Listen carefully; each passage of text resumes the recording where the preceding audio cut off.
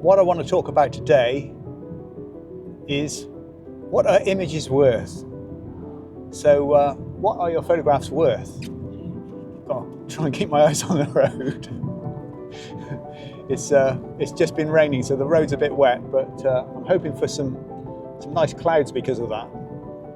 Just seen a rainbow, but unfortunately, long way away. What are images worth? And I don't mean just in a monetary way. I mean, what are they worth to you? Obviously, they have sentimental value, don't they? Also, to give myself a kind of challenge, which I think is something good for everyone to do, I'm giving myself a challenge today because I've never been to this place before. It's called Daymer Bay. It's not far from Padstow and not far from Polzeath in Cornwall. I've never been before. I don't have anything planned, and I haven't looked at other people's pictures of it to see, what I could possibly get there. So an interesting challenge. So I've got no idea if I'm going to come away with a good image or not. So hopefully it will make a story that you can relate to.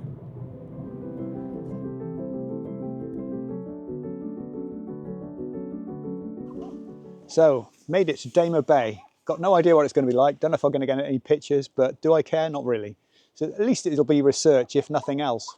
So I'm looking forward to it.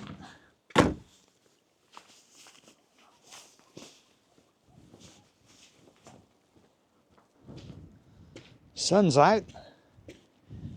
Looking good. Can't see any obvious focal points, which is the first thing I look for. But the tide's out, so I'm sure there'll be something I can find, even if it's just tiny details.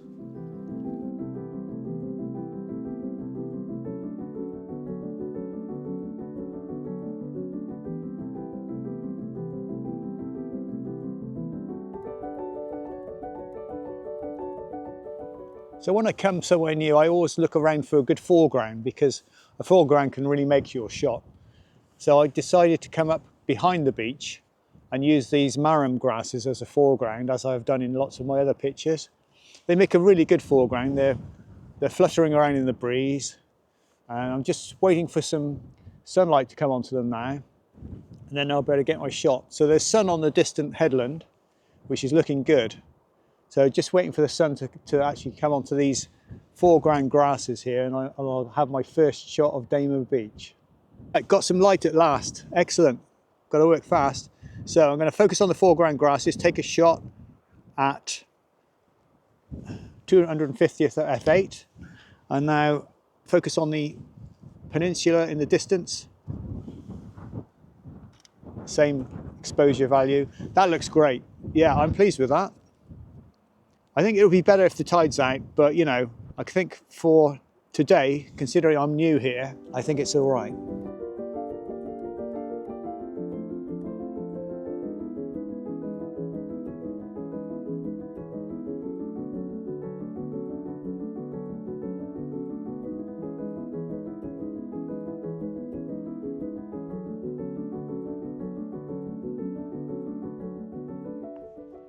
Yeah, how much are pictures worth? Well, when my wife died 3 years ago, obviously every picture I had of her suddenly became much more valuable to me, priceless.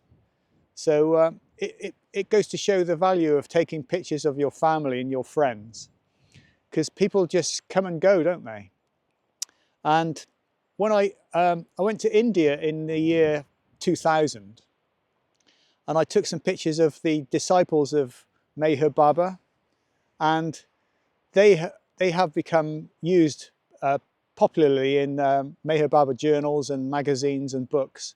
So they've become very popular. And when I was there, these disciples of Meher Baba were about 80 years old, and they died within a couple of years of me having taken the photographs. So they are now in the Meher Baba archives in America. And so when I die, those pictures will carry on and be used for probably quite a few years afterwards.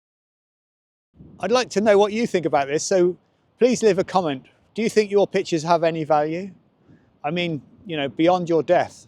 When I die, my daughters haven't had any children, so they're unlikely to be of any use to anyone, I don't think. So they are in picture libraries, but you know, really, what's going to happen to my pictures? They're all on my computer. My prints will be valued by my family, and then they'll get old. But so they don't really have any value in that sense, in terms of longevity. They're only really important during your lifetime, and then they have real importance. Your pictures have real value when you're alive, and much more than that, it's the journey to taking the pictures, isn't it? I mean, I've come here today to Daymer Bay, never been here before, and I've got a picture. I don't think it's a great picture, but it's okay. But it's the fact that I'm here, I'm outside in a beautiful place. I enjoy myself on a cold December day. And I just think the journey is such an underrated part of landscape photography.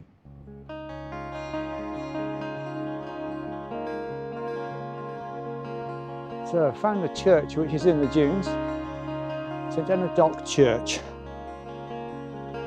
Oh. Wow, that looks really old. Love it. Oh, that's really charming, that is.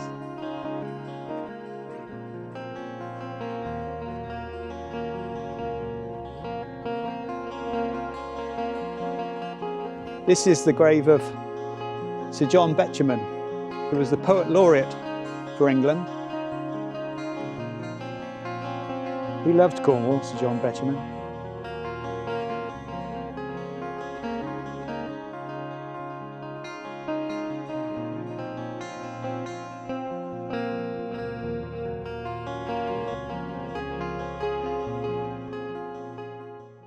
It's a lovely church. It's really quiet in here. There's no one else here.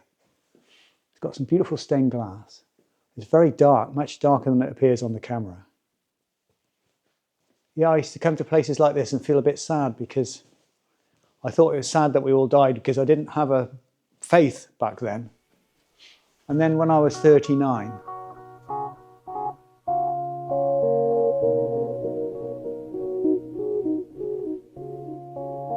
now I come to places like this and I feel jubilant because I know the future is great for all of us.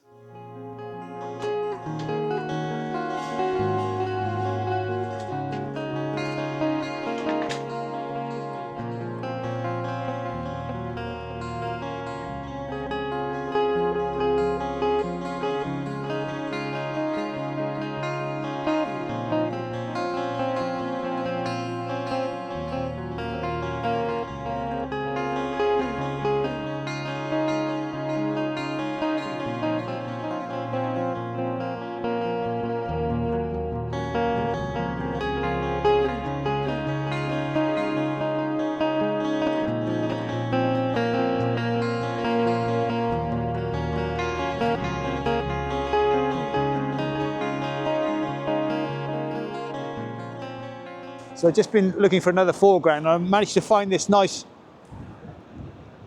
sort of stream of water, and I'm just trying to work out composition because I've got the clouds reflecting nicely in the water in the foreground. So I've got to be quick. One shot focused on there. One shot focused on there. Yeah, I'm liking that. It's a bit minimal.